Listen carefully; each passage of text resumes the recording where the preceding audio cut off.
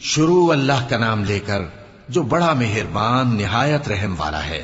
سب تعریف اللہ ہی کے لیے ہے جو سب چیزوں کا مالک ہے، یعنی وہ کہ جو کچھ آسمانوں میں ہے اور جو کچھ زمین میں ہے سب اسی کا ہے، اور آخرت میں بھی اسی کی تعریف ہے، اور وہ حکمت والا ہے، خبردار ہے۔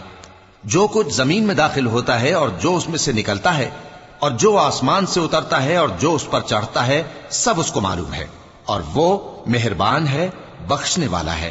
اور کافر کہتے ہیں کہ قیامت کی گھڑی ہم پر نہیں آئے گی۔ کہہ دو کیوں نہیں آئے گی؟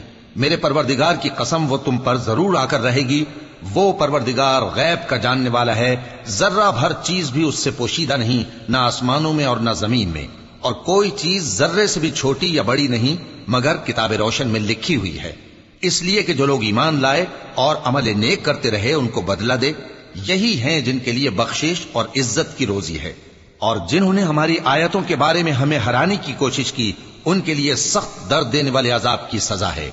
اور جن لوگوں کو علم دیا گیا ہے وہ جانتے ہیں کہ جو قرآن تمہارے پروردگار کی طرف سے تم پر نازل ہوا ہے وہ یقیناً حق ہے، اور اس اللہ کا رستہ بتاتا ہے جو غالب ہے، قابل تعریف ہے۔